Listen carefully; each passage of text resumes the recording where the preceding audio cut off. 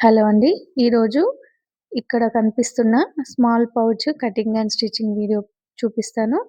చాలామంది cutting and stitching videos అడుగుతూ ఉన్నారు. అందుకోసం అని చెప్పి ఈరోజు మీకది చూపిద్దాం అనుకున్నాను. ముందుగా నేను మెయిన్ ఫ్యాబ్రిక్, అలాగే రబ్బర్ షీట్, అలాగే లైనింగ్ క్లాత్ అంటే నాన్ ఓవెన్ క్లాత్ అనేది తీసుకున్నాను. సమానంగా ముందే కట్ చేసి పెట్టుకున్నాను. ఇదొచ్చేసి మెజర్‌మెంట్ ఎంత ఉందంటే ఇక్కడ చూడండి 11 ఇంచెస్, అలాగే 10 ఇంచెస్ అలా తీసుకున్నాననమాట. 10/10 కూడా సరిపోతుంది. కానీ స్టిచెస్‌లోకి కొంచెం పడుతుంది కాబట్టి 11 అలా తీసుకున్నాను.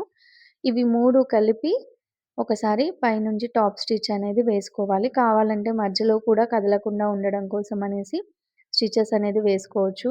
చాలామంది ఈ rubber sheet and foam cloth ఎక్కడ దొరుకుతుంది అక్క అని చెప్పేసి చాలామంది అడుగుతున్నారు.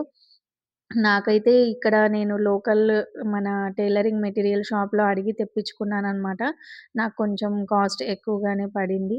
మనం హోల్‌సేల్‌గా ఎక్కడైనా ట్రై చేస్తే గనక దొరకొచ్చు. సిటీలో ఉండే వాళ్ళకైతే ఈజీగా దొరుకుతుందని అనుకుంటున్నాను. నేనిప్పుడు చిన్నగా స్టార్ట్ చేశాను కాబట్టి ఇక్కడ లోకల్‌లో నుంచే తెప్పించుకుంటున్నానండి. నా దగ్గరైతే అవైలబుల్ లేదు.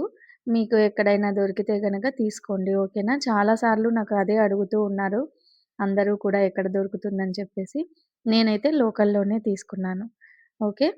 అయితే మనం స్టిచ్ వేసుకున్న తర్వాత పైనుంచి 1 ½ ఇంచ్ అలా మార్కింగ్ చేసుకొని ఒక పీస్ అనేది కట్ చేసుకున్నాను. ఆ తర్వాత దీనికి ఆహ్, జిప్‌ని యాడ్ చేస్తున్నాను. మనము పైనుంచి ఎప్పుడు జిప్ కుట్టుకున్నా కూడా మళ్ళీ తిరిగేసి పైనుంచి టాప్ స్టిచ్ అనేది వేసుకోవాలి తెలుసు కదా! అలా వేసుకుంటేనే ఫినిషింగ్ అనేది నీట్‌గా వస్తుందనమాట పైన వైపు కూడా. చాలా బావుంటుంది. చూడండి ఇలా టాప్ స్టిచ్ వేసిన తర్వాత మళ్ళీ మనం ఇప్పుడు ఒక ముందు కట్ చేసుకున్న చిన్న పీస్ అనేది ఉంది కదా! దాన్ని మళ్ళీ ఆ జిప్ పైన పెట్టేసి మళ్ళీ కుట్టుకోవాలి. ఆ తర్వాత దీనికి కూడా మనము టాప్ స్టిచ్ అనేది వేసుకోవాలనమాట. అలా కుట్టుకున్న తర్వాత మనము రన్నర్ అనేది ఎక్కించుకోవాలి. ఇది 2 పాకెట్ పర్స్ అనమాట. సింగిల్ జిప్ కావాలంటే పైన ఒక్కటే కుట్టుకుంటే సరిపోతుంది.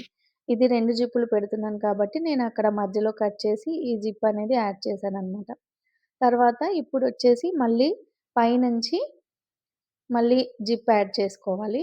అయితే మనకి పాకెట్ కోసం కావాలి కాబట్టి నేను 10/5 ½ ఇంచ్ సైజ్‌లో నాన్ ఓవెన్ అనేది కట్ చేసుకొని, జిప్‌తో పాటు దాని పైన పెట్టి స్టిచ్ చేసుకుంటున్నాను. ఎందుకంటే పైనుంచి కుట్టి లోపలికి ఫోల్డ్ చేయడం వల్ల, ఆ కుట్టు అనేది లోపల సైడ్ కనిపించకుండా నీట్‌గా ఉంటుంది. మనకిది పాకెట్‌లాగా రెడీ అవుతుందనమాట. చూడండి ఎక్స్‌ట్రా జిప్ అనేది కట్ చేసుకున్నాను. తర్వాత ఇలా మొత్తం నాన్ ఓవెన్‌ని లోపలికి ఫోల్డ్ చేసిన తర్వాత టాప్ స్టిచ్ అనేది వేసుకోవాలి. అప్పుడు కింద వైపు ఉన్న జిప్‌కి పాకెట్ అనేది రెడీ అవుతుందనమాట.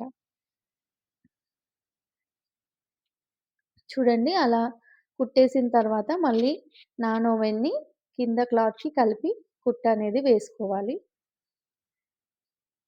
అయితే ఈ చిన్న పర్సెస్ అన్నీ కూడా మనకి ఈ రిటర్న్ గిఫ్ట్స్ అలా ఇవ్వడానికి చాలా బావుంటాయండి. ఎవరికైనా గిఫ్ట్ పర్పస్ ఇవ్వాలనుకుంటే మనము ఇలాంటివి ప్రిఫర్ చేయొచ్చు. చాలా బావుంటుంది. నాకు కూడా ఇప్పుడిప్పుడే నేను రిటర్న్ గిఫ్ట్స్‌కి ఈ బ్యాగ్స్ అనేవి సేల్ చేయడం మొదలుపెట్టాను. అయి నేను కూడా బిజినెస్ అనేది మెల్లగా స్టార్ట్ చేస్తున్నాను. ఆహ్, రాను రాను కూడా ఇంకా ఎక్స్‌పాండ్ అవ్వాలని కోరుకుంటున్నాను మీ బ్లెస్సింగ్స్‌తోని. అయితే ఇలా మనకి ఆన్‌లైన్‌లో ఆర్డర్ కావాలంటే కూడా నేను స్టిచ్ చేసి ఇస్తాను. ఒకవేళ మీకు కావాలంటే గనక నాకు కామెంట్ చేయండి. నేను వాట్సాప్ నంబర్ అనేది ప్రొవైడ్ చేస్తాను. అయితే ఇవి మనకిప్పుడు సంక్రాంతి నోములకి అలా పసుపు బొట్టు ఇవ్వడం కోసం అని చెప్పేసి మనము బ్లౌజ్ పీస్‌లు కానీ, గిఫ్ట్స్ కానీ అలా ఇస్తూ ఉంటాం కదా! అలాంటి వాటి ప్లేస్‌లో ఈ చిన్న బ్యాగ్‌లనేవి ఇస్తే కొంచెం వాళ్ళకేంటంటే యూజ్‌ఫుల్‌గా ఉంటుందనమాట. అదే కాస్ట్‌లో మనకి ఇవి కూడా వచ్చేస్తాయి. అలాగే యూజ్ చేసుకోవడానికి కూడా బావుంటుంది. ఆ బాక్సులు అవి అంటే కూడా ఎక్కువ మంది వాడడానికి ఇష్టపడరు కదా! అలా కూడా మనము ఇలా గిఫ్ట్ పర్పస్‌లో కూడా ఇవి ఇచ్చుకోవచ్చనమాట.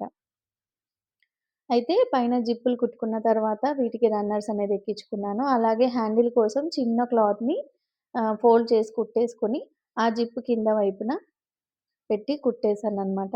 మనకి చేతిలో పట్టుకున్నప్పుడు చిన్నగా హ్యాండిల్‌లాగా బావుంటుందని చెప్పేసి. తర్వాత ఆ రెండింటిని కలిపి పైన కుట్టు అనేది వేసుకున్నాను. వేసుకున్న తర్వాత ఇలా రివర్స్‌లో తిప్పుకొని సైడ్స్‌కి మొత్తం కుట్టు వేసుకోవాలి. కుట్టు వేసుకున్న తర్వాత ఈ సైడ్ కావాలంటే మనము మళ్ళీ లైనింగ్‌తో ఫినిషింగ్ కూడా చేసుకోవచ్చు పైపింగ్‌లాగా. నేను దీనికైతే చేయట్లేదు.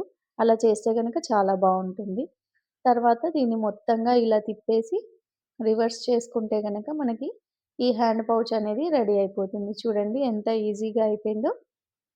ఇదొచ్చి ముందు పాకెట్. తర్వాత మెయిన్ పాకెట్. ఇవి మీ చిన్న సైజులో చాలా బావుంటాయి. మనకిట్లా చేతిలో పట్టుకొని వెళ్ళడానికి, షాపింగ్‌కి అలా వెళ్ళడానికి కూడా చాలా బావుంటుంది.